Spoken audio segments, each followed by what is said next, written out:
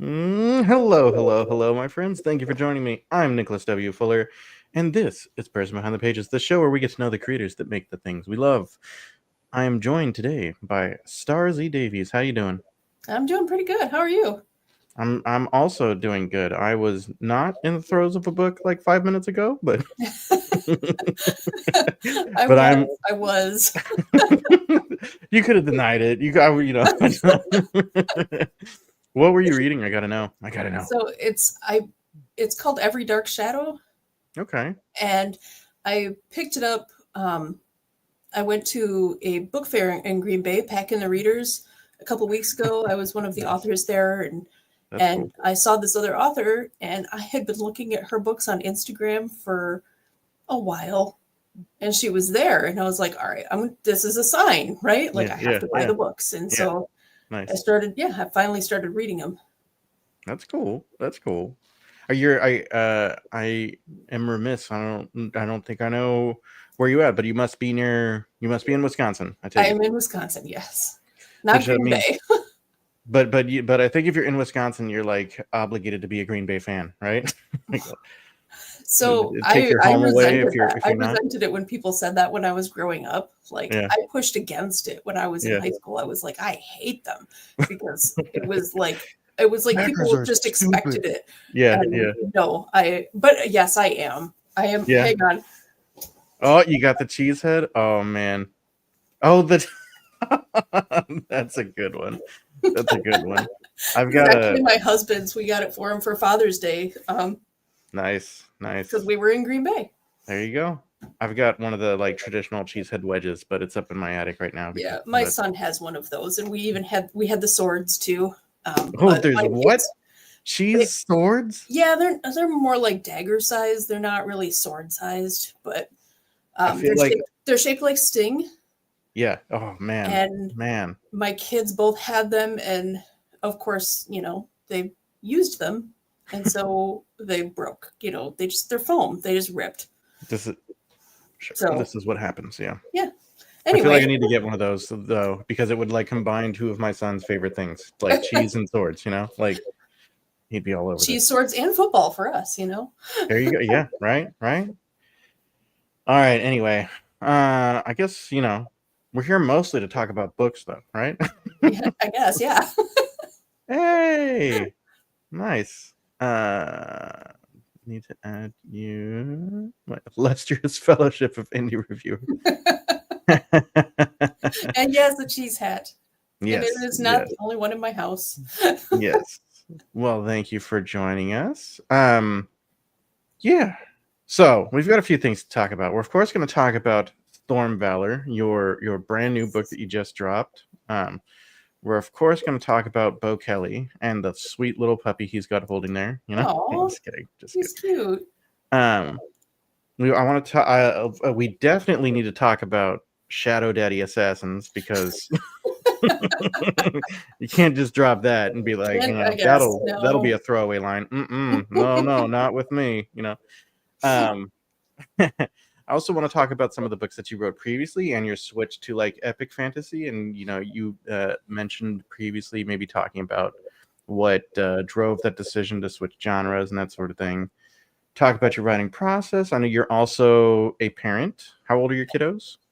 13, 14, and the other one is 20 something. I don't know. You stop counting after 21, right? Yeah, I think yeah, it's like yeah. 28. 20 out of the house. So Yeah, yeah, yeah, he's an adult. yeah, He yeah, has his yeah. own kid now. So, Oh my gosh, you're a grandma? yeah. Man, I know. right? I look good for my age. You sure do. Yeah, well done. Well done. Um, I also, speaking of looking good, I adore your author photo with the crown and like kissing the hilt of a sword. Like, I mean, that is just like, The crown is behind me here oh, very nice. with my dragon egg and my dragon painting. If you feel like putting it on, I would not hate that, But um, yeah, yeah. I want to talk about the genre shift because you used to write dystopian fiction, but now you're writing epic fantasy. Yep. Um, Historical fiction. I dabbled in that too. oh, really? Yeah. fun. I sort Of course, of it was more like an epic fantasy, really. really interesting. Well, we got to talk about that. But we also need to talk about the Marvel Cinematic Universe because that's fun. We share that. Um, I'm a little bit of a, you're a Doctor Who fan, and I appreciate it, but it just hasn't like grabbed me in the same way, you know? I'm a total nerd for it, and I've Yeah. converted my daughter. Yeah, nice. My daughter's a huge nerd for it now too. And a few years ago, my husband, I had a car that was kind of on the fritz. And my Mm-hmm. husband bought a van. He's like, Mm-hmm. well, we needed more seats anyway because cramming 2 car seats in with my other son in the middle of them, just Mm-hmm. not comfortable in a back seat, right? Mm-hmm. So he bought me a van, Mm-hmm. and it was TARDIS blue. Mm-hmm. And Nice. so I, of course, got some Doctor Who stickers. I got the police public call box stickers. I put Doctor Who stickers on it. And he's like, what Lovely. did you do? What And have I'm you like, done? you bought me a big blue box that's bigger on the inside. I Yeah, mean, what did you exactly. expect? I knew the bigger on the inside joke was coming. Yep. That's delightful. Yeah. I've got a 12-year-old and a 4-year-old, but when my daughter was born, the 4-year-old, like my wife was like, we need a minivan now. So now we got a minivan, you know? But they're so big on the inside. It's so nice. They are, especially when you lay all the seats down. We can fit a full, like, 4x8 sheet of plywood in there with the gate closed. There Like, we it's go. amazing. And anyway, Yes. I have all Yes. kinds of little nerddoms, I guess. Right. Minivan is a TARDIS on wheels. Facts. It just doesn't quite TARDIS man is best man. If only it could take us through time and space in the same way, but Right. alas. Yeah, so we've got much to talk about. Let me see. Let's talk first as we're kind of getting started and people are trickling in. Let's start by talking a little bit about some of your previous work. All Okay. right. Where do So you want to you've written a little bit about like historical fiction, you said. You've written some dystopian stuff. Yep. But I know like Herman Sternagel of the greatest podcast in the multiverse. He was writing some dystopian stuff before too, Yeah, and he's like, he and I actually launched our first books at like almost the same time, "Oh, really? Nice. very close to each other, and so the two of us connected at Yeah. that. Like somehow, I don't even remember how it was, but we connected because of Yeah. that, and we've actually like just been huge supporters of each other ever since. Lovely." I was bringing him up because it seems like a little bit of a parallel path because he was writing dystopian stuff too, and now he's like, not anymore, right? Yeah, now he's doing this cozy fantasy stuff that I really like. Yeah. I feel like dystopian is like, I mean, obviously there's an audience for it. It can be like really interesting reads, but it's got to kind of be draining at the same time, right? Part of the reason that it's draining right now, like that I made the shift, is that it's hitting too close to home. Yeah. And I'm just like, I need to move away from this now. Like, Yeah. I wrote my stories. It's time to step away and try something different. Right. Yeah. I want to make sure that I'm writing a happy ending. Thank you very much. Right. Right? Well, Yeah. I don't know about that either. Whoops. That's funny. Yeah. Well, how many I mean, I know that you've written a few books. Tell our audience like exactly how many, like Storm Valor is out just 2 weeks ago. No, that's the new epic fantasy. That was about 2 weeks ago. How about that, right? Yeah. That's the new epic fantasy. But obviously, again, you wrote like this dystopian and that sort of thing. How many books were prior to Storm Valor?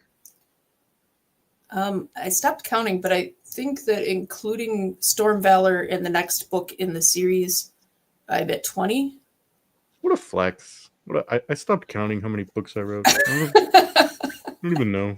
I just get lost in it. I mean, I don't know. Put out another one. No big my deal. first series was supposed to be 1 book, Uh-huh. and it turned into 2 books. And the whole series does wrap up in those 2 books, but then there was a companion novel that was another character, and because she kind of like disappears for part of it. And I know what's happening, but none of the readers knew what was happening. And then she reappears and is like, there's this whole huge shift in her because of what happened while she disappeared. And so I went back and wrote that story, like what happened during that time when she was gone. And then it kind of overlaps a little bit at the end with some of the events from the other book. So it kind of brought that whole story to an end. And so It's a duology / trilogy. And then I wrote a second series in that same universe. There was 4 books. And it was the main character from the first series, Eugene. It was his kids when they grew up. And nice. And so dystopian, but that one kind of crosses dystopian with sci-fi, with fantasy, and there's some religious aspects to it. I had a lot of fun kind of delving in everything in that series and bringing it all together in a way that made sense, I hope. Yeah. That's cool. But, yeah, and so I wrote 3 other origin stories for 3 of the characters that people really, really liked from that universe. And so I went back and wrote their origin stories, and they're not as long as the other books, but they're still fun. Like, it kind of shows you a little bit more about who they are and how they ended up in the situation that they were in to begin with. Nice. Yeah. And the historical fiction series, though, I came across that one when I was an undergrad. I was doing a final paper, like for one of my classes. We had to do a huge research paper. And it's like your final grade, pretty much like almost nothing that you do in the class until that paper really matters. And those are the best classes, right? That's totally no pressure. I still love the class, though, because the professor was a lot of fun. Nice. And he was very relaxed about like what your research could be about. He's like, as long as it's not like Western and it needs to be within this period of time. And I'm like, okay, well, that's broad. And then I came across this book, The Secret History of the Mongol Queens. Oh, fun. Okay. And I was like, that's fascinating. I bet nobody else is doing that. Right. And I picked it up and read through it, and it was so good. I'm like, this is nonfiction. Holy crap. Like, this woman, Mandakai, she was amazing. Her story takes place about 200 years after Genghis Khan. Okay. And yeah, she basically is the one that brings the Mongol Empire back together again. And okay, despite all of the opposing forces that are trying to hold her back. Nice. She rides into battle when she's 6 months pregnant with twins. Damn. And yeah, I mean, like this woman she was amazing. And so I had to write her story, and it's a boss bitch right there. Don't mess with her. Right? Wow. That's nuts. I can't even, like, my wife was pregnant, and like I can't imagine like doing anything. Like to be in battle. That's crazy. With twins. Like, yeah. There are women these days that when they hit 6 months, they're in danger at that point with twins. Right. So, like, the fact that she was doing this, and she fell off her horse. Oh no! Oh wow! Which is like a big deal in the Mongol culture. Like, it's a symbol of weakness.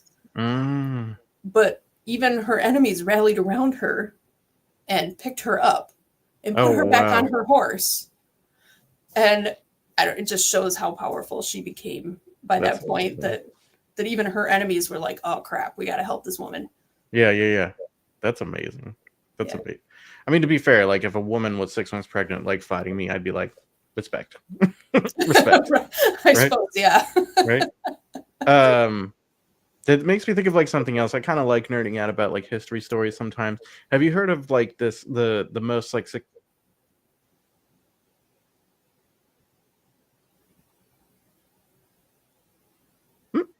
think I lost you for a second there. Yep. I like nerding out about some history stories sometimes. Have you heard of like the most successful pirate in history is actually a Chinese woman? I've heard about that. I don't know a whole lot about the story, but I've heard about that. Yeah, I don't know like a ton. I know the edges, but like she initially was like a prostitute, but then she was running her prostitute establishment, and then she married like a pirate captain, and then went from like one ship to like 2 ships to 4 ships, and like she just grew this whole pirate fleet, like a massive fleet of pirate ships, and she became the leader instead of her husband. and to the point where like the government of the dynasty at the time was like, listen, please stop. Well, like it'll be fine. We'll forgive you all the crimes. Just we really need you to stop. Like, didn't they have a nod to her in the one of the Pirates of the Caribbean movies too? Like, you know what? I think so. I feel like there was. It wasn't her, but it felt like that character was a nod to her. Fair. Honestly, though, like I mean, by I think the third one, those movies kind of jumped the shark for me. It was getting like too much. Like the first one was amazing. The first one was great. The second one was okay. Right. And I'm kind of with you there. I started to fall off because I'm like, well, we're just kind of rehashing. Well, it's not only the rehashing. Like they need to kind of keep. I get that they're sort of like raising the stakes and trying to keep it interesting by adding like sort of more fantastical elements, but it just got like more and more like it wasn't maintaining suspension of disbelief for me. It wasn't as I don't know. Yeah, no, I get it. Which is crazy. We're gonna go take it to the MCU now for a minute because we're talking about movies anyway. But like my favorite like MCU story and relates to kind of like storytelling and whatnot is go ahead. No, go. No, I want to. What do you think it is? What do you think it is? Loki? No, good guess. No, it will like, and not to. I said my favorite story, and I don't necessarily mean it that way, but like my personal connection to the MCU. I was enjoying the various MCU movies that were coming out and whatnot, and then I saw like the initial previews for Guardians of the Galaxy, and I was like, and like the poster and whatever, and I'm like, what the hell is this? Right? I mean, I'm not like I loved all the movies, but I'm not like a big comic nerd. Like, just again, this didn't quite like grab me.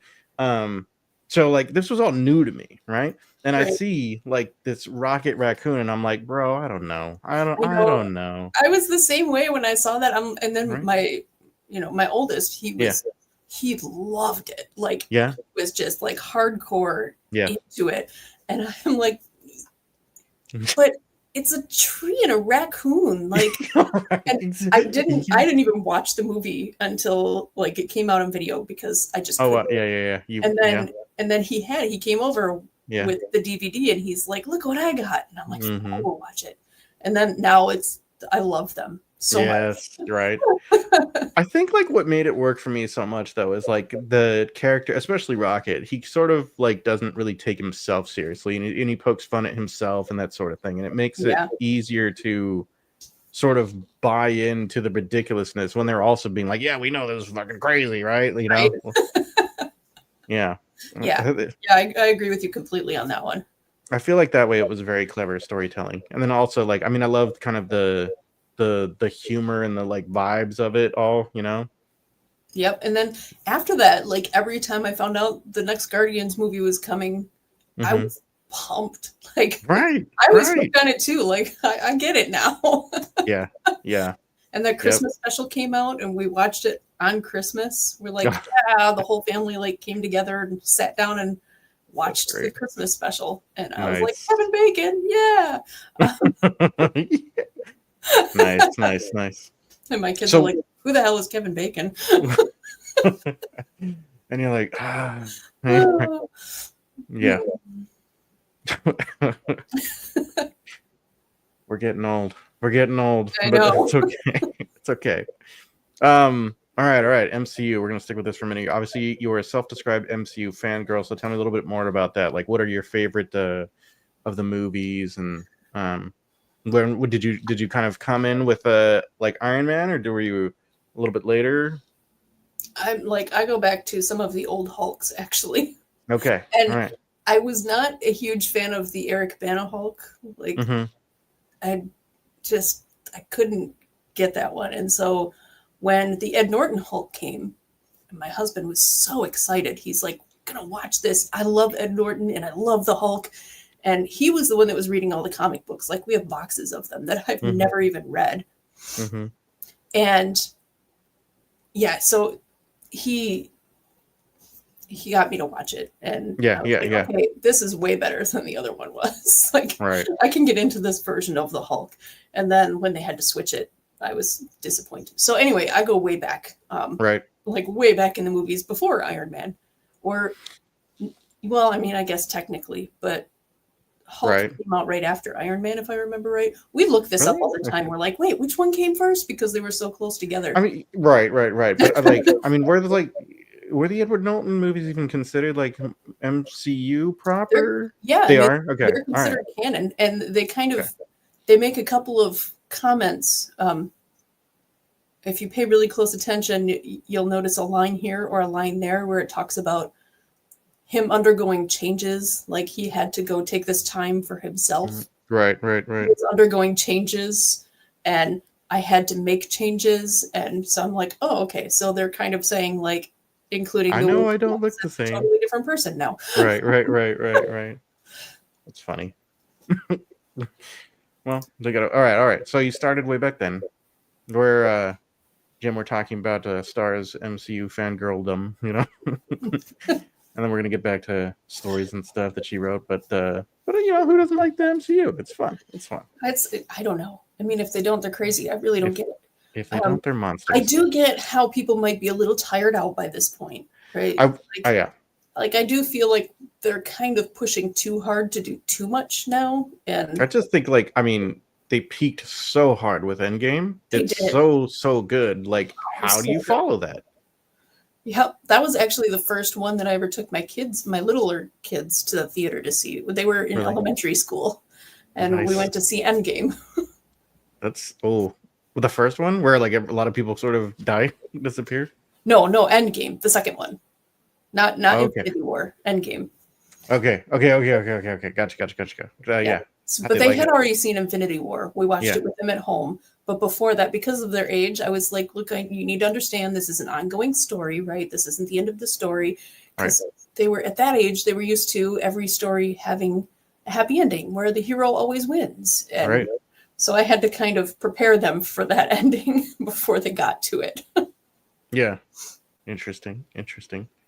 So was that I mean, obviously we're kind of both saying like it's hard to follow, but is that sort of like a pinnacle of the MCU for you? Or like what's your favorite MCU character? Is it Hulk? No. Well, I mean, I appreciate him, but no. Yeah.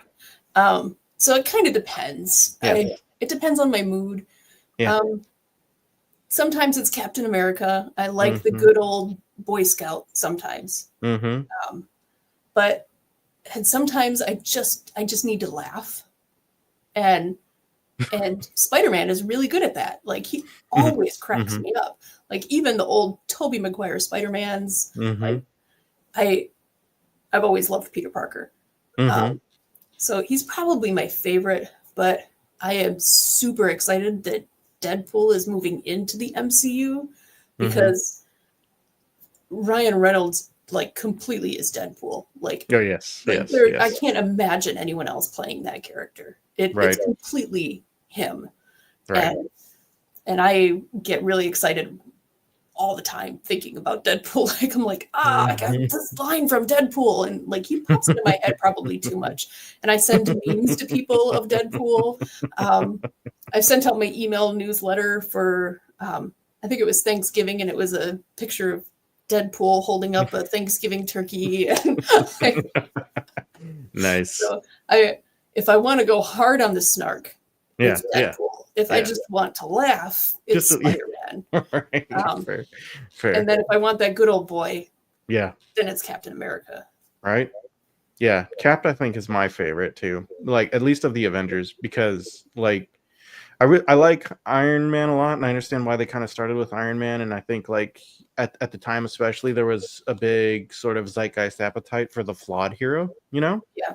But I love that Captain America is the unflawed hero. And I feel like our culture is so quick to tear down anyone that sort of builds up a little bit. Like it's nice to have sort of a fictional hero that's just good. Like he's just a good guy. They're each other's foils too, which I think makes them play off of each other really well. Right. Agreed. I love this comment from Jim when you were talking about preparing your kids, and he's like, "No, don't prepare them. Let their emo soul blossom." Which is funny because my daughter is totally emo now. She's 13. It's a phase, you know. Yeah, whatever. Yep. Let her wear all the eyeliner and the black. It's fine. It's fun. Whatever. She'll grow out of it. Were you emo when you were younger, or like did you have a phase? Not at that age. I wasn't even hard emo. Like Mm, I've never. I don't like makeup. Um, sure. Me it either. I It's don't like weird. the way it feels on my face. Yeah. I just don't like it. Mm-hmm. And so I never really wore it. Mm-hmm. And but I did like some of the fashions that they had, you know. Sure. And it wasn't even I don't even think that I was emo as much as I liked some of the fashions that were Mm-hmm. emo. Mm-hmm. And so Fair. I was probably like 19-ish and I was like, these are really cool. And my parents are like, oh my God, what is wrong with you? I'm sure that they were rolling their eyes at me. Right. Right. I mean, it's what we do as parents. That's what we do. It's part of the joy of it. We get to It's be part like, of hey, yeah, this everybody guy. goes through phases. All It's right. Right. part of life. Yep. Um. Fun. All right. All right. Enough about the MCU. Yeah, I asked for information about Storm Valor, which is the new book that you just dropped, and like some of the ways that you kind of talked about it was like fake dating. Okay, got it. Forbidden magic, fun. I want to know a little bit more. Shadow Daddy Assassin. Okay, all right. Shadow Daddy Assassin. I need to know more. So, all Tell right, us so about. we're starting with him, huh? Okay. So, Right. so Bast, his name is Bast Blackblade, That's all and right. Strong name. he's kind of infamous, but nobody knows who he is. He's set up this whole network of brokers that broker all of the deals for him. Mm-hmm. So he doesn't have to meet any of his patrons face to face. He just shows up, he does the job, he gets paid, and he leaves. He goes to a different city, different kingdom, different part of the world, and he uses different names when he checks into like inns and stuff. Like he gives people fake names. There's a joke in one of the chapters where um, the girl that works there is like walking him up to his room, and she's like, "Well, what is your name?" He gives her his name. He says, "My name is Bast," and she's like, "You don't have a last name?" And he said, "Ard." She's like, "Your name is Bastard," and he's like, "My parents had a sense of humor." Right, so he's a little bit snarky, I love it. but that was his way of saying mind your own business. And but yeah, he's an assassin, he's a shadow wielder, and he has some really cool weapons. Like his sword and his knives and his dagger are all black blades, but they don't reflect light, they absorb it. Ooh. So like you can't see him coming, right? Like even when he Right. pulls his weapons on you, you can't see him coming because there's no flash of light off of him. There's nothing. And Wow. so, which is also why nobody knows what he looks like until somebody does, Oh, and dun, and dun, that's when the dun. fun really starts for him. Okay. All right. Is it like okay? That sounds really interesting. I'm on board. Bass sounds fun. I'm still just curious about like Shadow Daddy. Like, It's, is it? Because I feel like I mean, like well, in the like romance world, like the daddy thing is like is a thing now, right? I'm so just there trying to. is he is undercover in this Uh-huh. because he's on the verge of being revealed, and Mm-hmm. part of the deal is that he has to go steal this necklace off of the princess. And Oh. but it's the like legend says that it fuses to the soul. It's passed down from heir to heir, and it Wow. fuses to their soul, and so it can only be taken if it's given freely. Like they have to give it, or they have to die. And so he's like, well, I don't want the entire kingdom hunting me. So he's trying to get her to give So it. he decides that he's going to pose as one of her suitors because she's I trying to find a see. husband at this big tournament Okay. and try to win her over to convince her to give it to him. So Okay. there's a little bit of the quasi romance aspect to it. Like a He's taking seduction. it seriously, and he's not. Right. Right. Right. Interesting. But Okay. there's my excuse me, the writers group that I go to. They love him. Nice. They're like in love with him, like completely. And I'm like, why do you like him so much? Like, I like him, obviously, but I don't understand what the draw is to him when you've got Ethan, who is he's Captain America. I mean, let's be honest, he's Captain America.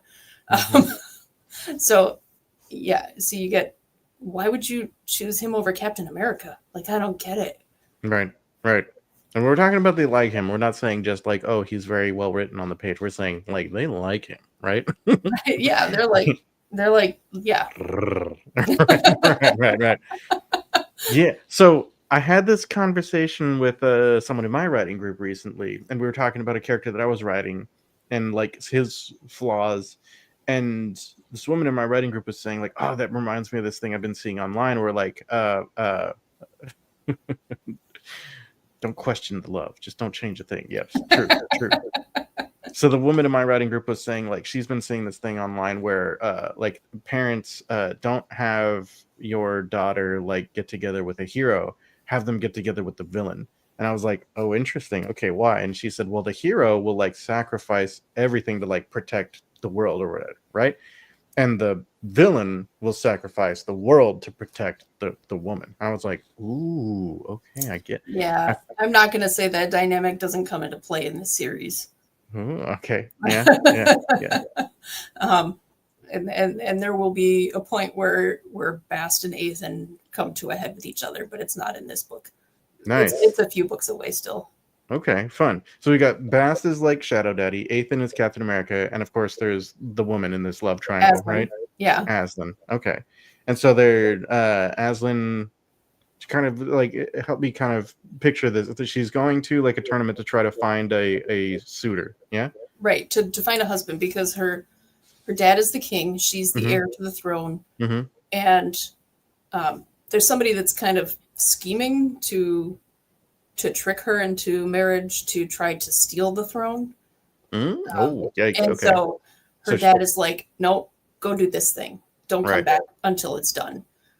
And so that's like her mission in this book is to find a husband, somebody that she can trust, right? So that becomes a big factor in the story too, especially when things start to come into question with Bast.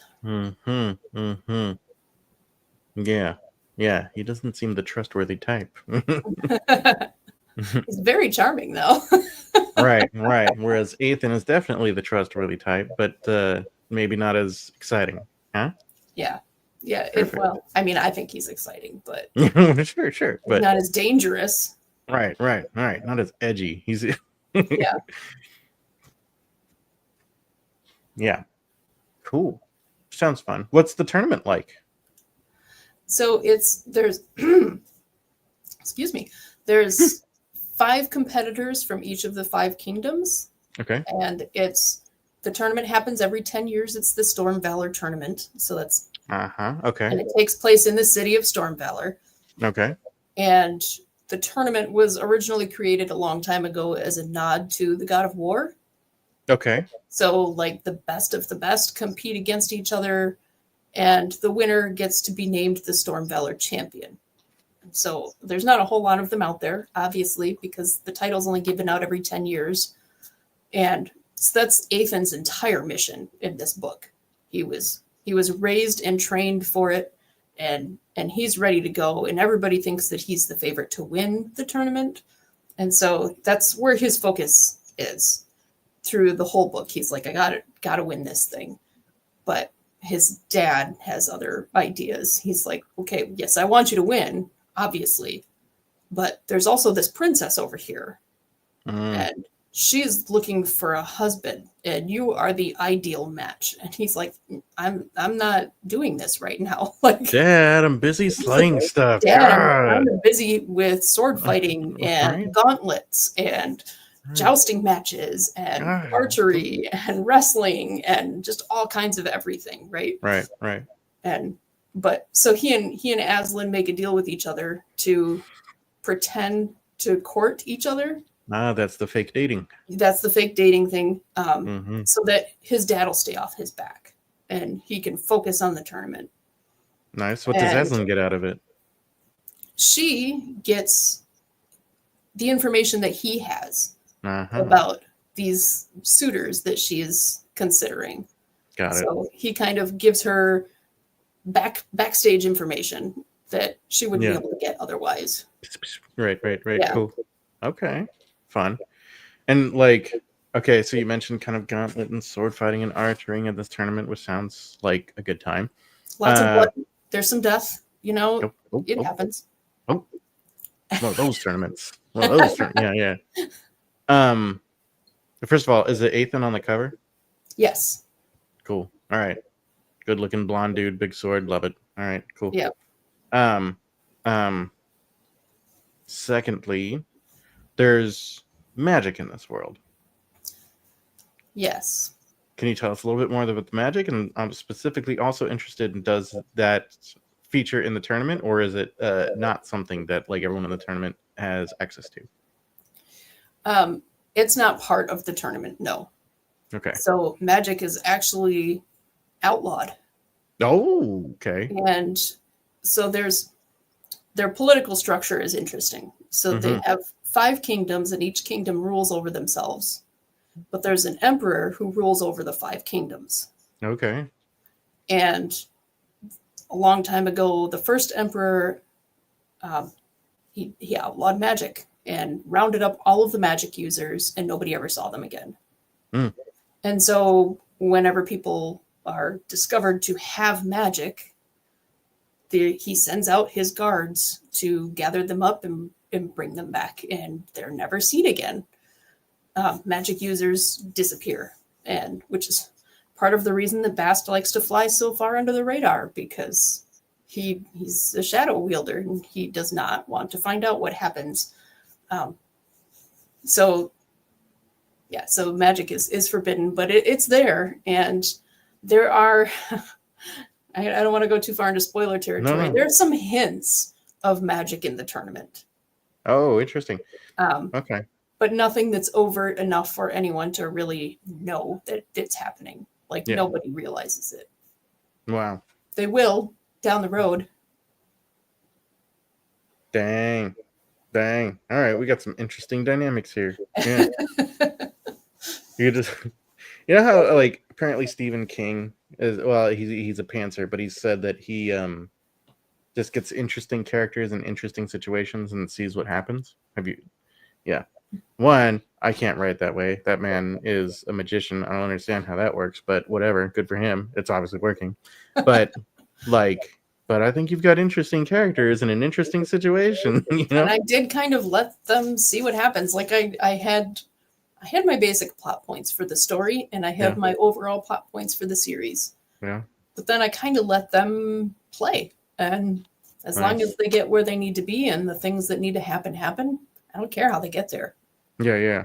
And then I get to play off of that when I start moving forward in the series too, which, sometimes they surprise me. And Ethan and Aslan were not supposed to hook up at all. They were just supposed to be friends. Like, it was supposed to be completely just platonic friendship. And it didn't end up that way. They're hooking up. Yeah. I mean, cool. I would say spoilers, but I think people probably figured it out by now. I mean, sure. That's fun. All right. It's okay. So obviously there's like these romantic elements in the story. But it's also, I mean, you've kind of at least kind of pitched it to me as epic fantasy. Are you like, there's romance elements? Are you trying to veer far away from like the romantasy like title, or? I feel like it kind of crosses both. Like, it's not strictly epic fantasy. It's not strictly romantasy. I feel like there's elements of both of them in it. Right. And so the first book is very contained because everything happens in this one city. So maybe slightly less epic in that regard, maybe. But. Right. So the first book is not quite as epic. It's probably a little bit more on the romantasy side. But once you get into the second book, things like start to blow wide open. Nice. And then it's just going to get bigger and bigger and bigger as it goes until we reach that big epic ending. And so I feel like it kind of crosses both lines. There's going to be there's romance that happens. Right. And And there's a lot of epic fantasy stuff that happens too. Nice. Good times. And so it's a multi POV story. So like each of these three characters we've been talking about gets their own like POV elements, right? Yep.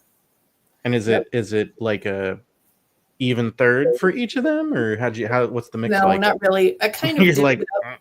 No, I I divvy it up based on how it feels, right? So so there's some times where you might get a couple of chapters in a row that are from one person before you get back to somebody else.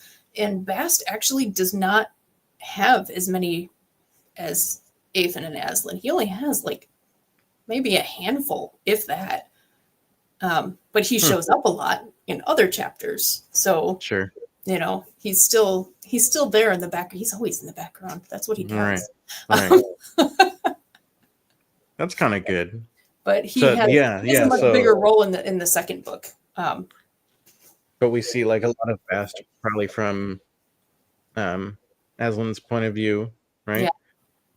And so he's sort of portrayed this one way, but then we'll get a POV from Bast, and it's like, oh wait, you know, right?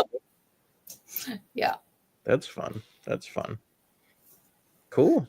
And there are more POV characters coming in the series. Like the first book focuses on these three, and they are the three main characters of the story.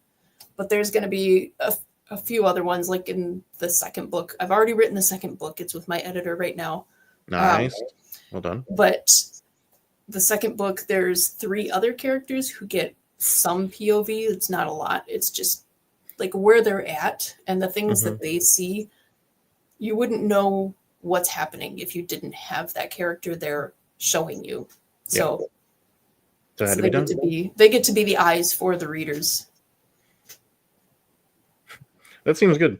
A good friend of mine, Scott Palmer, just released his second book, and like his first one follows like two characters, but now it's starting to kind of widen and get more epic. I think that's probably a smart way to do it. You know, keep it a little contained in the beginning, get people to really fall in love with the initial characters, and then be like, guess what? There's a lot more. You know? Yeah.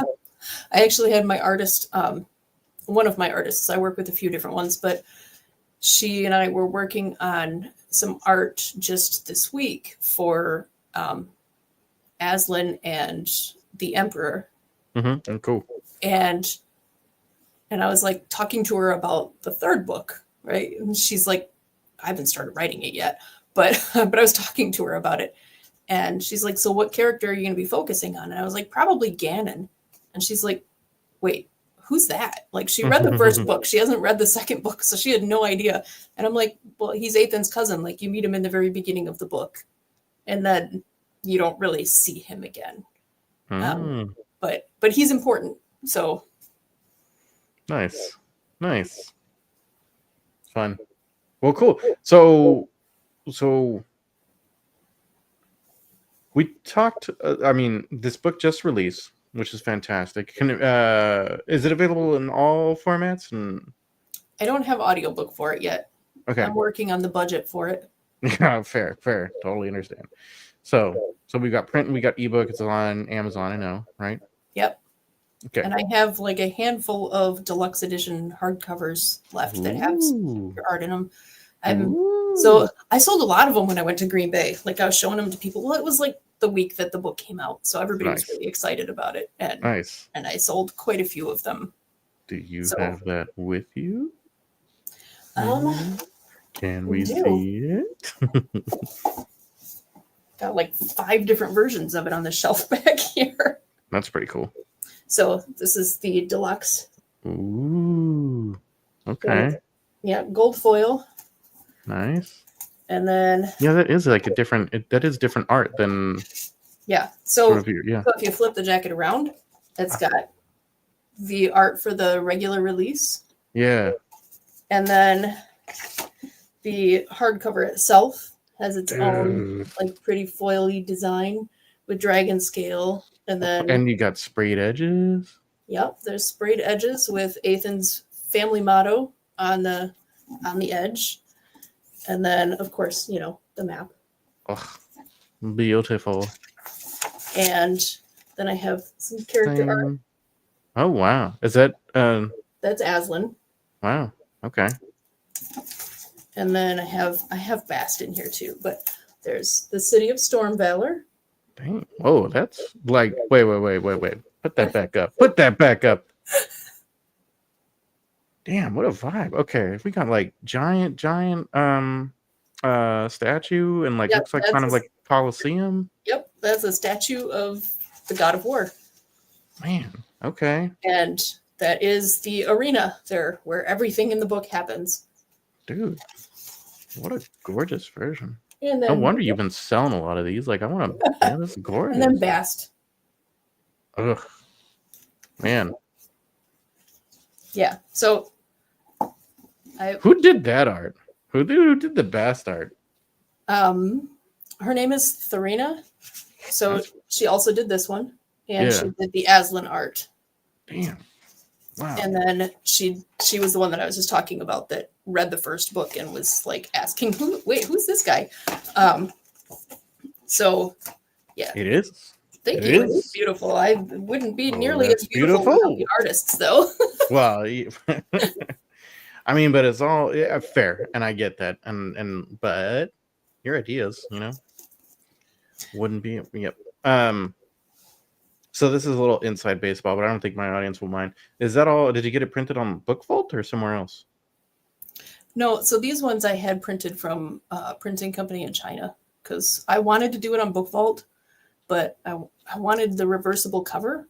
Yeah. And you can't do that with foil on the cover. And I wanted the foil on the cover, so the only way to do it was to do a print run. Word. Oh, wow. So you've got a bunch of them. So, well, I did have a bunch of them. But then you just, nice. How many did you have to print in the print run? It was only like 100 with the company that I was working with. That's not bad at all. That's amazing. No, most companies want you to do like 300 or more. Yeah. Which is why I picked this one, because I'm like, I don't have storage space for that many books. Right. So, yeah, it was only 100 copies, and so they're all numbered. It's such a pretty book, man. So is that version available on your it's on my website. Yeah, I was gonna. Okay, yeah. Cool. So they're all numbered. I'm sure that you're signing them when you sell them, right? Yeah, they're all signed, and I have an embosser, so like all the title pages embossed in all of them, and they all come with a bookmark. I think the bookmark's tucked in there too, but it's just the same art from the cover. Nice. So that's cool. That's a neat addition. All right. I do like your dust jacket, but I have an unpopular opinion. Ready? Here's my hot take. Okay. Dust jackets in general on hardbacks are stupid. Yeah, there's a whole back and forth thing. So I do a lot of Kickstarter campaigns to help me pay for. So you do it so that Bo can give you his money. Yeah. and they don't like they like the naked covers on the books. But if you don't have the dust jacket with it, there are people who won't back the project just because there's no dust jacket. So I'm like, okay, well then I'll do both. Apparently Bo is one of those people.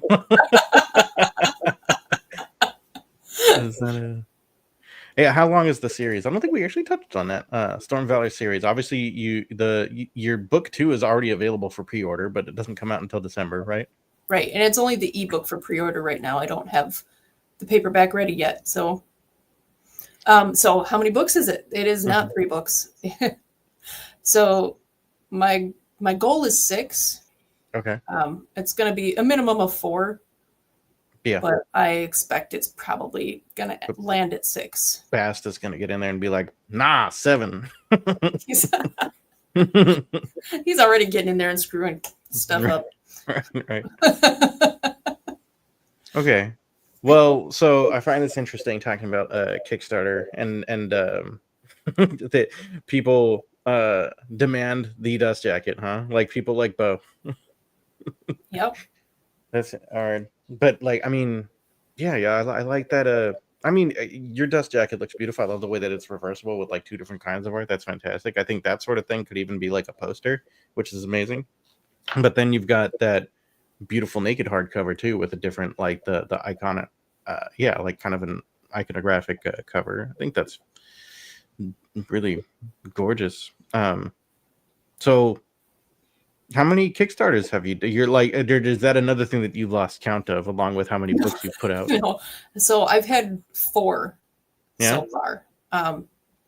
And like I just finished the 4th one a couple weeks ago. Like it was not great planning on my part to have that campaign finishing the same week that I launched Storm Valor. I don't know why I did that to myself. It was not fun. And plus I was in Green Bay for part of that week too. So that week was complete chaos. Yeah. But I've done 4 so far, one of them being Storm Valor. Is that, and that's the one that just ended? Was no, the one that just ended was actually an omnibus for the first dystopian series that I wrote. So I have like my test print copy here. Mm-hmm. Ooh, and cool. And yeah, so this one doesn't have a dust jacket. Notice, no dust jacket. No dust jacket on this one. Suck it, Bo. Yeah, just a little bit of art on the inside, not a lot. But yeah, that's the one that I just finished. And then Storm Valor was before that one. Nice. And then I've already got the pre-launch page for Storm Veil up. Planning on doing that one in October. Wow. Well, yeah. Jim said, "Did you enjoy using Kickstarter?" But I imagine if you're already starting your 5th one, it must not be awful, you know. Well, it was a learning curve. Like my first campaign was really small. Yeah. And I didn't really understand a lot about the platform at the time, so it funded, but it didn't fund very well at all. Like I think my funding goal was like $250. It wasn't much, and I think that it ended just under 500. So it was a very small campaign, but it was a success to me because it's the first one I ever did, and the goal was really small. I kept it small for a reason. And you hit it.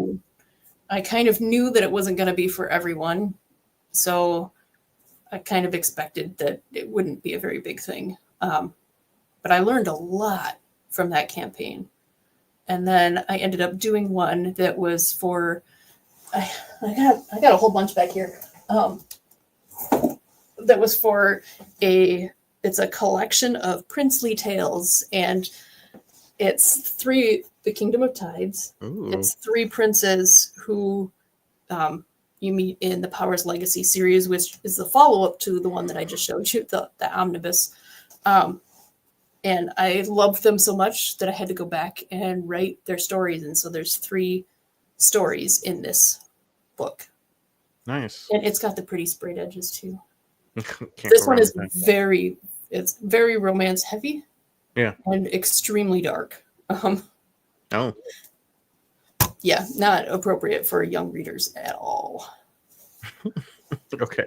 Fair. And then you can see the gold back there, like on my shelf. And in between there's some like almost leather. Yeah, those are my leather bound copies of the Fractured Empire, the historical fiction. Nice. I had to do 2 omnibuses for that one as a set because they were so thick that I couldn't do them all as one. I know I love making beautiful books almost as much as I love writing the books. Nice. So as you've been doing like more Kickstarters, one thing I've seen from people that are doing multiple Kickstarters is that it seems like there's a pretty nice progression where, you know, the first one you do okay, but the next one you do a little bit better. The next one seems like a lot of folks are doing a little bit better. Has that been your experience as well? Not always. Well, I mean, it was Storm Valor didn't do as good as I had hoped. I mean, it did well, don't get me wrong, but it didn't do as well as I had hoped. And I think that part of that, part of the fault for that is it was running over the Christmas period. That's tough. And the campaign didn't end until after the election. And there's been a whole lot of, you know, economic uncertainty from people. So I think that those 2 things combined kind of affected the success that campaign could have had. Sure.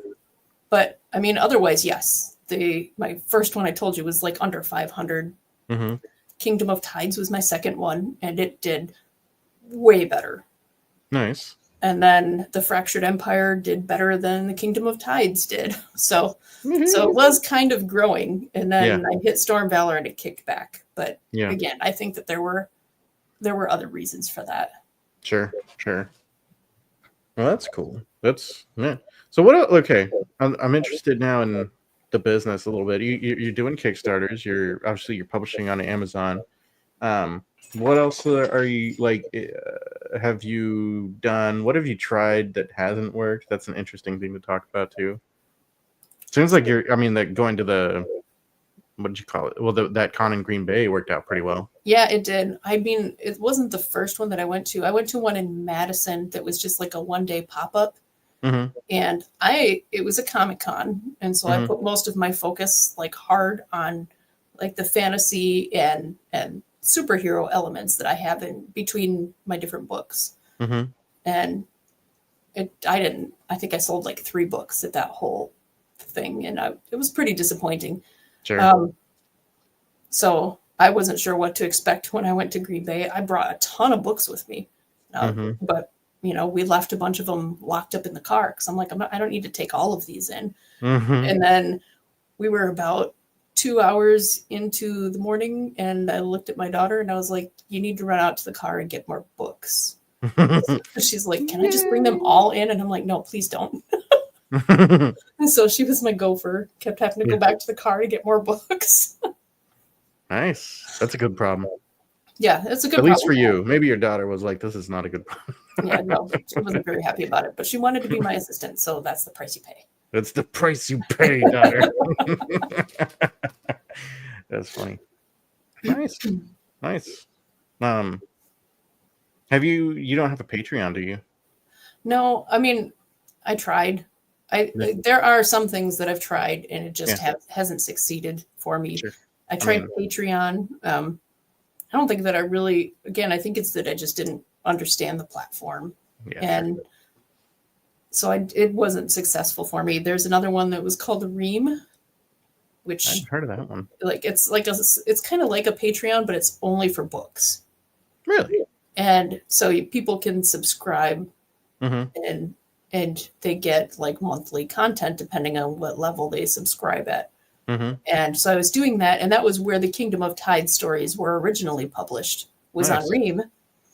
And I was putting out like a couple chapters a week for people to subscribe. And I think that I had like 2 people hop in and hop out a couple of times, and then that was it. And I'm like, all right, well, this is another thing that's not working for me, and I'm not going to spend time doing something that's not working for me. Yeah. So I was like, nah. And so it's still kind of, I think they're both still sitting out there in the nether doing nothing.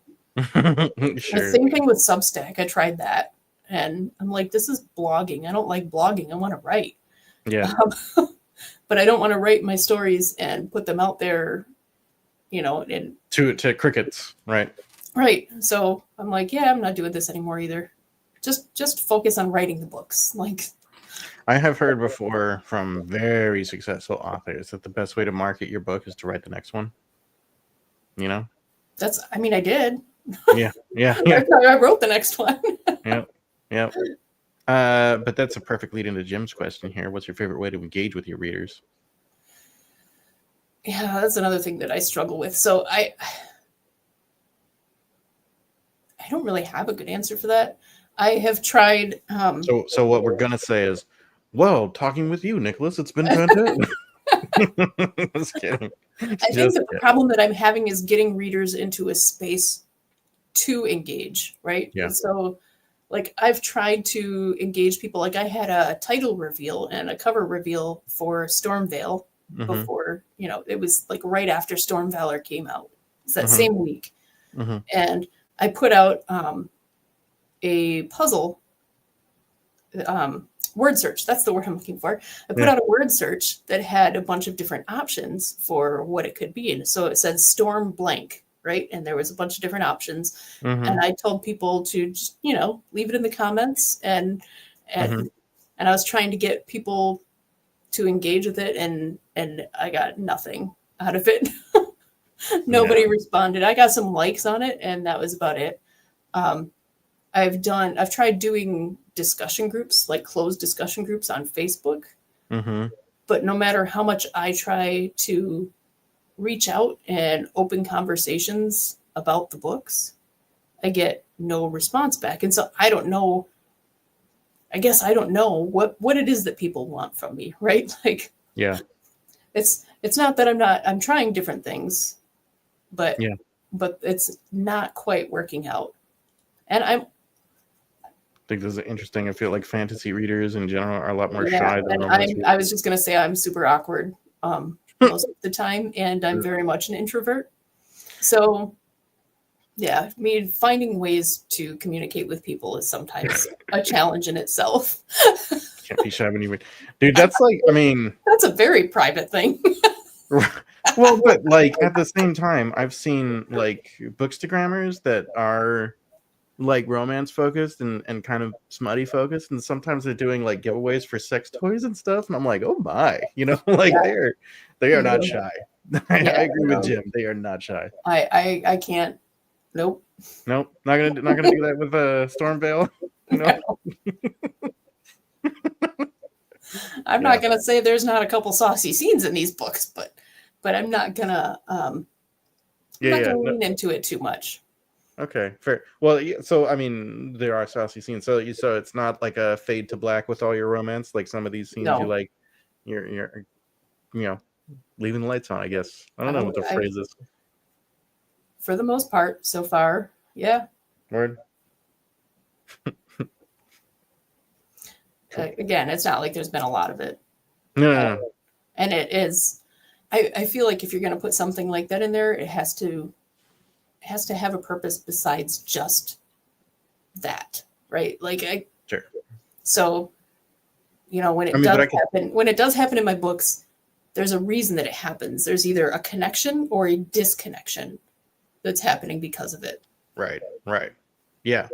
I could see Bast definitely, putting on some moves somehow and like and deepening the connection, right? Yeah, we haven't gotten there yet, but I'm excited to start writing book 3. Okay. All right. This is too good. So that was one thing, right? Talking about sex toys. And then he says some stretch goals. Oh my God. Jim. Oh my God, Jim. Are we going down this rabbit hole right now? Jim. I don't know if you can tell, my face is getting redder for sure. All right. Like not that, but I do think, like, I mean, I would be probably leaning into the romantic aspect a little bit, because I mean, if you got those elements on the page and whatnot, obviously that genre is so hot right now, Yeah, I do kind of lean into it, but I don't want to lean too hard because I don't want people to expect a lot of it, right? Like, sure. That's not. Yeah, I mean, I don't know. Maybe you could say like it's epic romantasy, or maybe like romantasy, but like with limited scene. I don't know how I would pitch it, but that's a good point. Kind of a dilemma. Yeah, have you read like telling people that it's an epic fantasy / romantasy? Like, word. It crosses both. It doesn't really roll off the tongue, does it? No, it doesn't. Yeah. Have you read Fourth Wing? No. Well, I mean, you did mention Throne of Glass. That's a Sarah J. Maas, right? Yeah. That one's not as saucy as the other one, though. The ACOTAR series. Oh, word. Okay. Yeah. I think I read Throne of Glass. I read both of them, and honestly, so I'm going to get a lot of hate for this. I didn't care for ACOTAR at all. I tried so hard. No. But the first book, I was like, what is this garbage? Like, I just kept flipping pages and I'm like, nothing is happening in this book. Like, nothing is happening. And until you get to like the very end of the book. And then I'm like, this is what I wanted to see, the whole book. All of these things that are happening here. And then the second book was like, it was better, but it was still super slow. And I'm like, oh God, please. And so I was actually on TikTok, like, people, please tell me that this is that I'm going to want to continue reading this. Like, I don't even know. And there were a lot of people that are like, no, you just have to read the next book. And then so I read the next book and I'm like, oh, okay, I mean, that one was better than the other ones, but still. Yeah. And they're like, well, there's only 2 books left. Just you got to read those ones. And I'm like, but I don't want to. I did. And I kind of wish that I hadn't, because I feel like I didn't really need to. Like, one of them was a holiday special, and that's what it was. It was Christmas. Like, it was their version of Christmas. It was a holiday special where everybody comes together and gives each other gifts and happiness. Like, yeah. And then the next one was basically just like, maybe there was some plot in there, but yeah, it was basically just a lot of smut. And I'm like, I don't mind some of that in books. I just don't want it to be the book. Sure. Oh man. Oof. Preach. And so I really liked Throne of Glass though, like, but I was terrified to start reading it. Because I was still like traumatized a little bit from reading the Akatar series. That I'm just like, I don't even know if this is worth it. Like, do I want to dive into this? And I mean, I did, and it was so much better, in my opinion. Yeah. Like, it had more substance to me, and I liked it a lot more. I liked the characters. I liked everything. Yes, I have read Fourth Wing, the whole thing. Yeah. All 3 books so far. Okay. So did you read it just because you want? I mean, well, I'm assuming that it must have been less painful for you. It was, because there was actually plot in it, right? Yeah. Okay. I mean, you could have probably dialed it back a little bit, but there was plot happening. And some of those scenes, when they happened, they were happening for reasons, right? Like, there was a purpose that was not just about the sex. So I didn't mind those ones. I actually really like those. I don't know how I feel about the characters in them. I give or take them some days, but yeah. Throne of Glass is the one that I've read, like the first 1 or 2, I think. And it was, I don't know, it was okay, but it wasn't. One of my favorite books was Name of the Wind, and I was comparing it to Name of the Wind, and I'm like, no. For me. Yeah, I couldn't finish that book. Really? I'm like, dude, this is Harry Potter. It's Harry Potter. Like, you had all of the elements of Harry Potter, except he gets to break all the rules and go off and do stuff. And they're like, oh, we're going to do these terrible things to you when you come back. And then he comes back and they're like, no, we're not going to do any of that. What do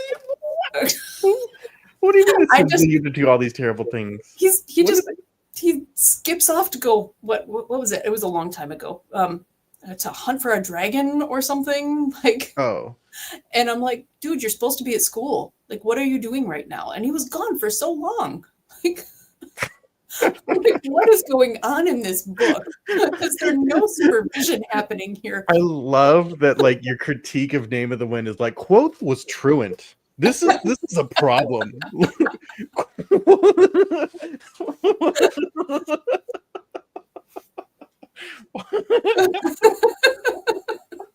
Somebody needs to rein this kid in. How is he skipping all this? What about his education? Not getting punished for it, though, right? Like that was. He's not even like he's gone for an afternoon and he's sneaking back in like Harry would do, right? Like, sure. Like, he's gone for a long time. This is me. This is me. Yeah. It is. I saw too many parallels. But I mean, yeah. Oh man, no. I generally, like, I've pitched Name of the Wind before as like, if Harry Potter and Game of Thrones got together and had a sexy baby, it would be Name of the Wind. That's what I think of it, but you know, your results may vary. I think I got pretty close to the end. I didn't quite get there though. I just couldn't. I tried and tried. It took me 2 years to get that far into the book. Jim, I feel like that's the point. Like, Quoth is like super flawed and problematic, but like, that's the point. Well, and there are times where, like, part of the problem was that I didn't find him relatable too, right? So sure, different strokes for different folks, and I just couldn't. I couldn't connect with him. Like, Wait, I asked you this. You did this form a little while ago, though, so you might not remember.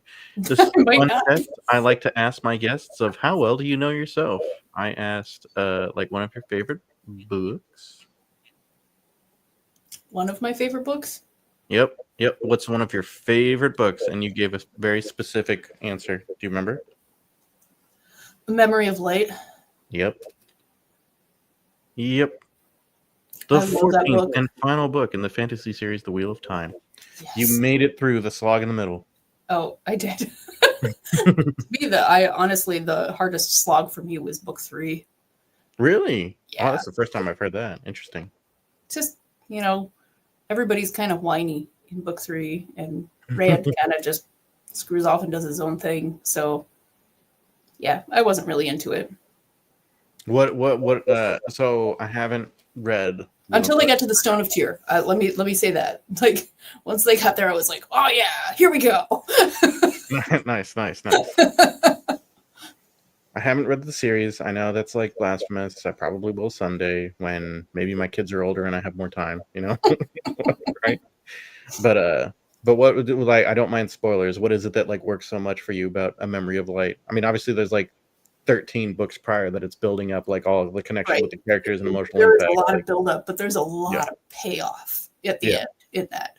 And the series ends exactly how it's going to tell you from the very beginning of the very first book. Mm-hmm. Okay. So you're like, this is always how it was going to end. Obviously, like, why did we not see that? It was so obvious. He literally told us in every single book how the story was going to end. That is doubly impressive, given that it wasn't even Robert Jordan that wrote the last book. Yeah, well, I mean, Sanderson had a lot of notes. Right. And a whole team of people that he had to work with. So, I mean, that's impressive. That's cool. Okay. But yeah, I mean, Memory of Light there was a lot of payoff in that book.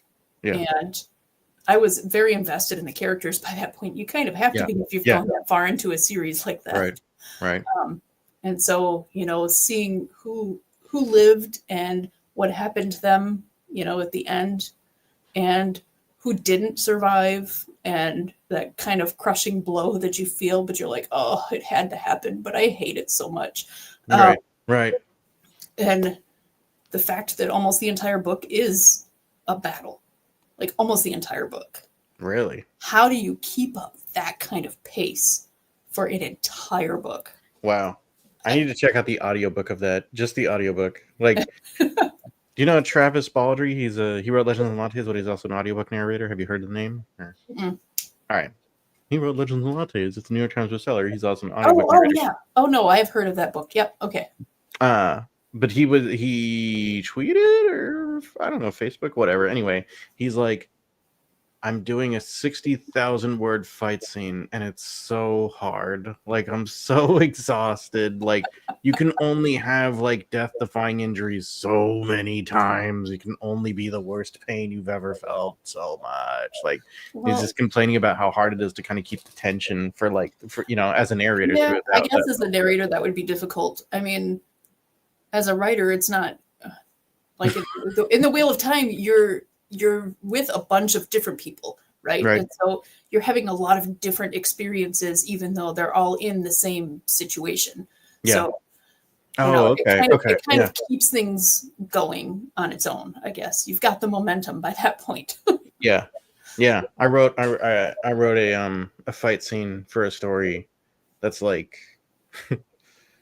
I think it's like 8,000 words or something, 7,500, and that's like 10% of the whole book. But and I was like, oh, is this too long? But no, like, I've got multiple POVs and it's a climactic fight, and like, I think it works. We'll see. Yeah, I had that. I struggle with big battle scenes. And so part of it for me is the visualization. Like, I need to be able to know what is happening everywhere at all times. But I can't show readers what is happening everywhere at all times. Right. So it's a struggle for me. But when I was writing the historical fiction series, the last book, there's a huge battle at the end. And I think that battle is probably 10 to 15,000 words. Like, it's big, but and there's like, they're all converging on this one camp, which is not small. It's a huge camp. It's like a city camp. But they're all like kind of around them. And I'm not explaining this well. I did it much better in the book, I promise. But I wanted to be able to show the different positions on the battlefield so that people could see what was happening everywhere. And so I had to have different POV characters in different places at different times so that, you could see everything. And so that's what keeps the battle moving. You have multiple points of view to be able to shift back and forth through and kind of weave the whole thing together. Yeah. Jim says, book 3 is better than book 2 for Wheel of Time. So if you two want to duke it out, I'll stream it. You can die on that hill if you want. I'll let you bleed out, man. I'm kind of merciless. I don't know if you know this about me. Shots fired. I love it. That's what, going back to like not only battles, but also what we were talking about well, one, like not every book works for everyone. And two, like, the kind of that, like, no, just one more book, man. Like I was doing exactly that because like my good friend Adrian M. Gibson I think he reread Dungeon Crawler Carl 1. He had started it before, but DNF'd it. But then he finished it and he's like, it's good. I get it. I'm not sure if I really want to read another. And I'm like, oh, come on. Because right now Dungeon Crawler Carl is my current obsession. I don't know if you've read them yet. They're so fun. But yeah, one of the latest books is like essentially the entire book is like a war. So there's like a few different battles, but I think it works really well because there's sort of like different phases and like there's these different battles. So you get like lulls in between all the fighting, there's a ton of fighting, right? But there's like, nice lulls and opportunities for emotional impact that like you don't just get with someone's head clobbering in, Yeah. You gotta think about, oh my god, it's head clobbered in. Oh my god, yeah. So for the Kickstarter for Storm Valor, when I ordered the book, when I ordered the print run of the books, I had paid the deposit and had everything sorted, and then the tariffs hit. Oh no! And so I'm like, I'm so far in the negative right now that it's not even funny, and it hurt a lot. I ended up, it wasn't as bad as I thought it was going to be. Like at first I was like, okay, 50% of what I just paid, I got to pay again. That's great. That's great. I didn't budget for this.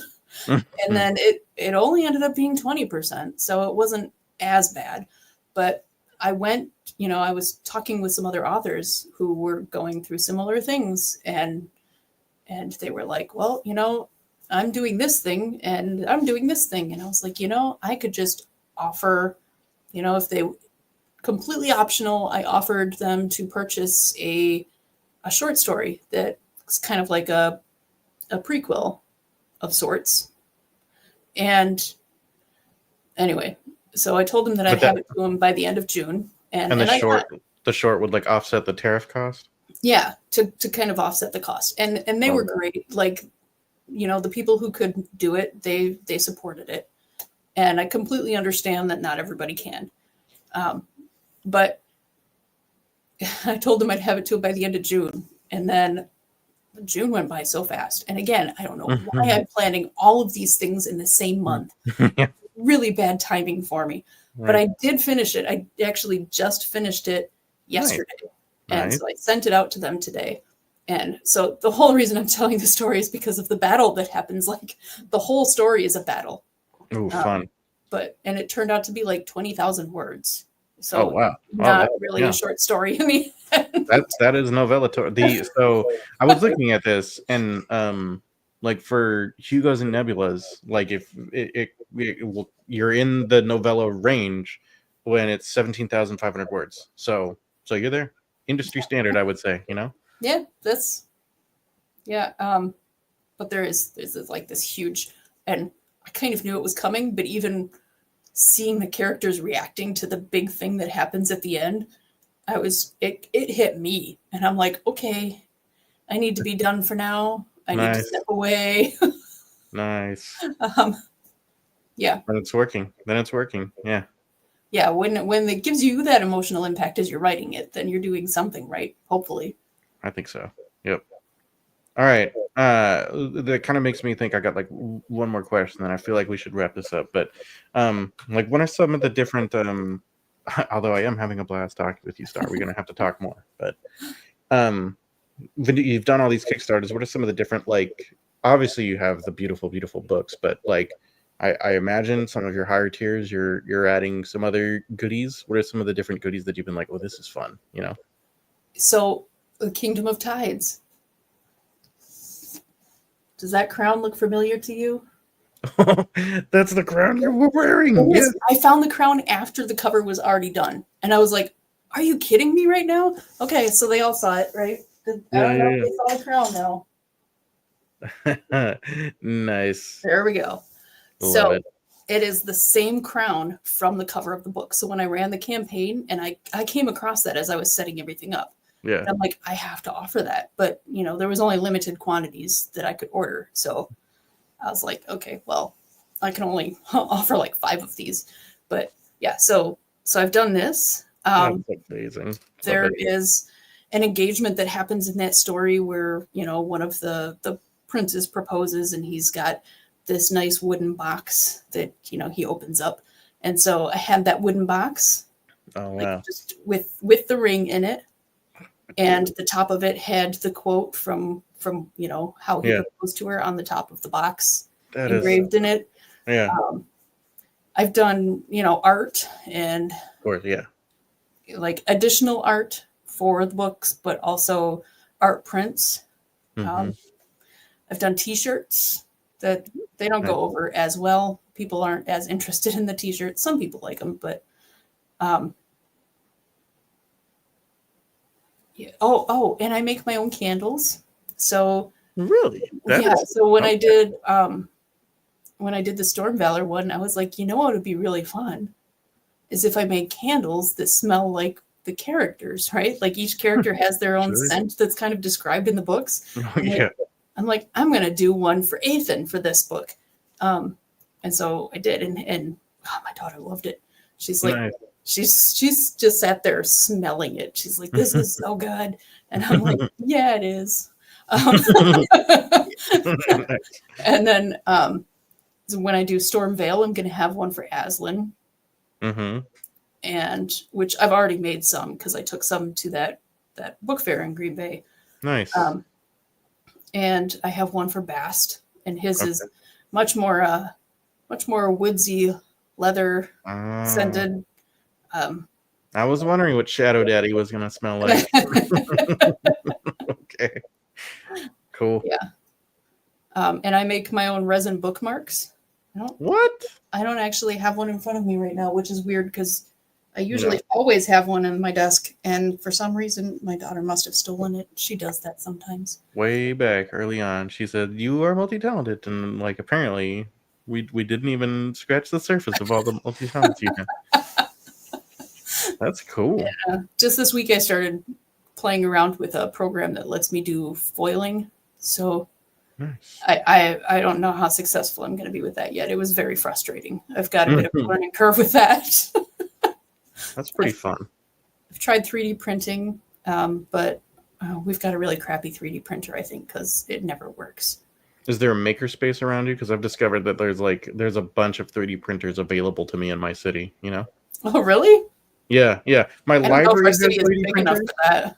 My library has some 3D printers, and then there's like in downtown there is a makerspace, and you can pay like a monthly fee and be part of this. Like, it's like in a basement under a yoga studio. Like a friend like showed me it. I was like, this feels so cool. I feel like I'm at a secret clubhouse. You know what I mean? Like it was yeah. My little nerd heart was pitter pattering. You know, it was fun. Yeah, I got a little bit of envy because that book fair that I went to, the author that was right next to me, she had some 3D printed stuff at her table that was super cool. Nice. And I ended up getting one of the dragon eggs, of course. Oh, yeah. And she had one blue dragon on her table. And I was like, that's mine. Um, Mine, yeah. that dragon is mine. So it's all sitting behind me now. That's cool. One thing I want to do, like I'm going to do a Kickstarter sometime down the road, and in my stories, the characters are like the main character is a Sorrento Royal Senate Guardian, and so he's kind of like Secret Service for them. But they wear like these like formal military uniforms, and it has a single like metal shoulder pauldron, right? Okay. Like a piece of armor, but just on the shoulder. But it's all decorative and ceremonial. Anyway, my library had a little workshop on doing cosplay armor, and I'm like, I'm there. I want to see it. So like this EVA foam, and they showed me how to like find patterns and cut it and bend it and shape it and paint it and all the fun stuff. And I'm like, that would be so cool to be able to offer like the shoulder pauldrons as like a Kickstarter, thing, Yeah.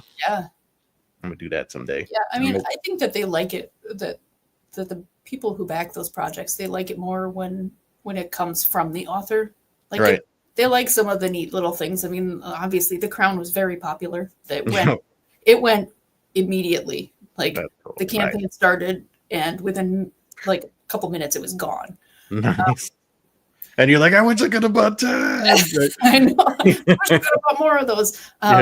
But it is going to be coming back in another campaign that I have coming up next year. So that's cool. Yeah. How far? Yeah, they like that kind of stuff where you just make it yourself. Yeah. Yeah. That personal touch.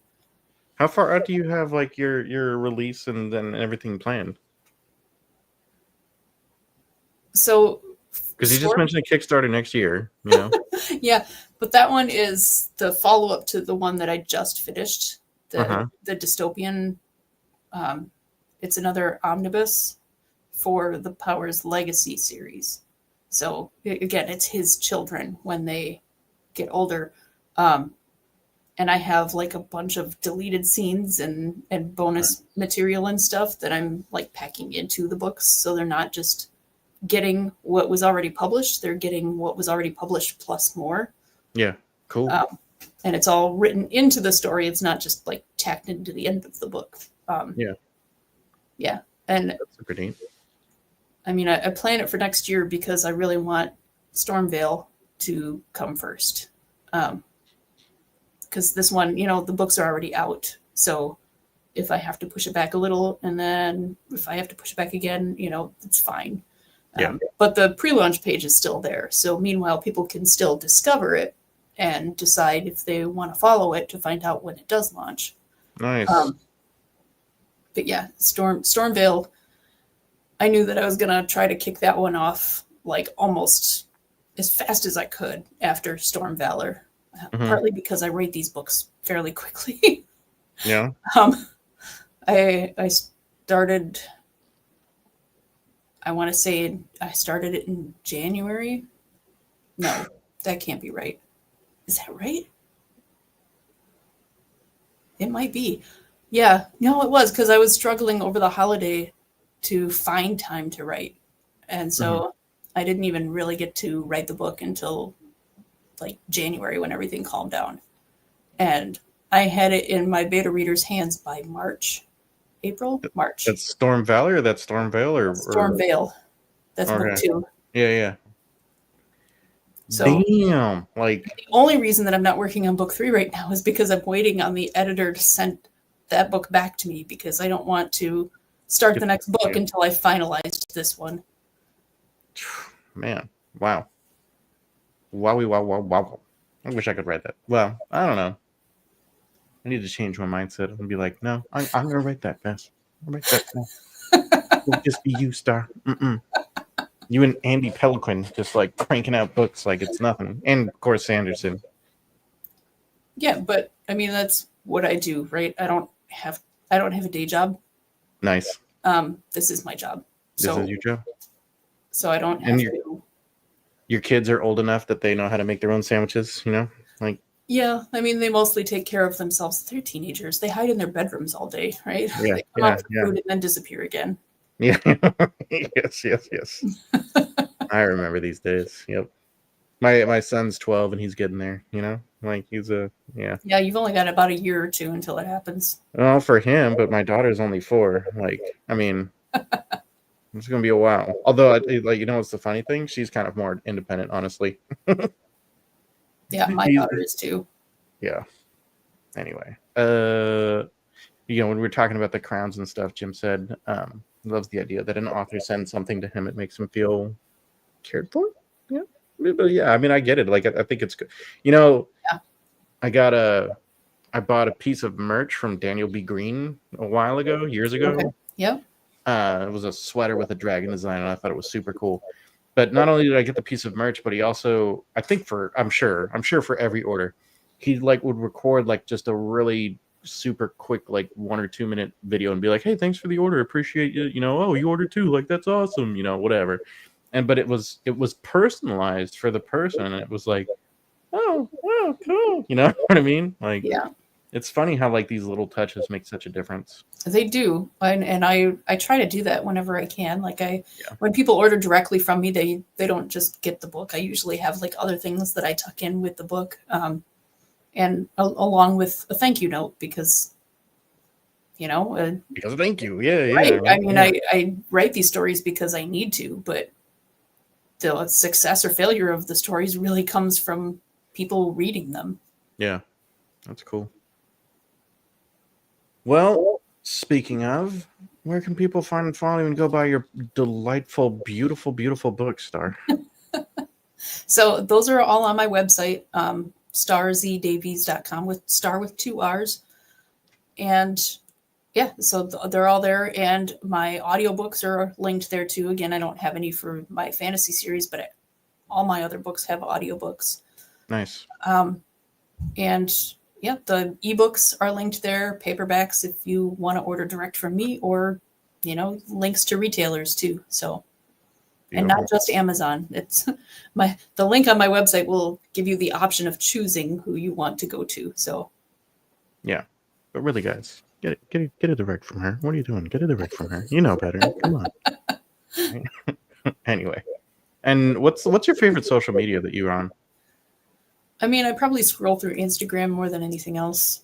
All right. TikTok, I have a love-hate relationship with. Like, sometimes I love it and sometimes I hate it. So I kind of go through waves on there. TikTok, I have no relationship with. I'm not on it at all. But Instagram's cool. And is it Starr Z Davies author, I think, on Instagram, or is it just Starr Z Davies? No, it's S.Z. Davies.